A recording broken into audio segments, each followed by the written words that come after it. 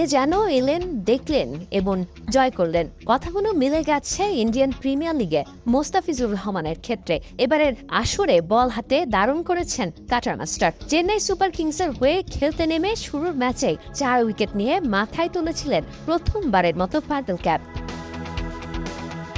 চেন্নাইয়ের হয়ে অভিষেক আসরটা স্মরণীয় করে রাখলেন ফিজ। এবারের আইপিএলে হলুদ জার্সিতে 9 ম্যাচে 14 উইকেট পেয়েছেন কাটার মাস্টার। যৌথভাবে আইপিএলের এবারের আসরে এখনো পর্যন্ত সর্বোচ্চ উইকেট সংগ্রাহক মোস্তাফিজ। আইপিএলে নিজের শেষ ম্যাচে পাঞ্জাব কিংসের বিপক্ষে কোনো উইকেট না পেলেও 4 ওভারে দিয়েছেন মাত্র 22 রান। পাঞ্জাব কিংসের ম্যাচ দিয়ে আইপিএলের এবারের যাত্রা শেষ করেছেন ফিজ। দেশে হয়ে খেলতে চেন্নাই শিবির ছেড়েছেন টাইগার পেসার। ফিজ যে সময় দল ছাড়লেন তখন প্লে অফের রেসে কিছুটা পিছিয়ে পড়েছে ডিফেন্ডিং চ্যাম্পিয়নরা। এছাড়াও আসন্ন বিশ্বকাপে ভিসা কার্যক্রমের জন্য শ্রীলঙ্কায় ফিরেছেন পাথি রানা। এ দুজনের বিদায়ে দুশ্চিন্তায় আছেন চেন্নাই কোচ।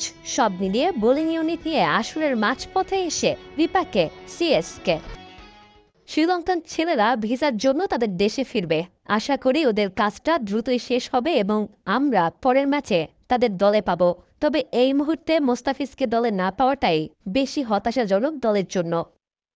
রিচার্ড গ্লেসন পাঞ্জাবের বিপক্ষে অভিষেক ম্যাচেই বেশ ভালো করেছেন। পাঞ্জাবের 3 উইকেটের মধ্যে একটি উইকেট পেয়েছেন এই ইংলিশ ক্রিকেটার। তবে এই মুহূর্তে গ্লেসন এবং পাথি রানা ছাড়া চেন্নাইয়ের স্কোয়াডে নেই আর কোনো অভিজ্ঞ পেসার। এছাড়া দলে আছে ইনজুরির সমস্যা। অসুস্থ হয়ে পড়েছে তুষার দেশপান্ডেও, যে কারণে বেশ টালমাটাল এক অবস্থা এখন চেন্নাই শিবিরে। দীপক চাহারকে দেখে ভালো মনে হচ্ছে না। তার স্ক্যান রিপোর্টের অপেক্ষায় আছি। ফিজিওরা তার দেখভাল করছেন। আশা করি সে সেরে উঠবে।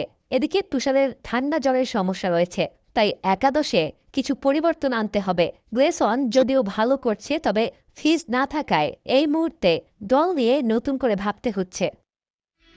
মোস্তাফিজের বিদায়ে বেশ ভোগাবে চেন্নাইকে, এমনটাই মনে করছেন অনেকে।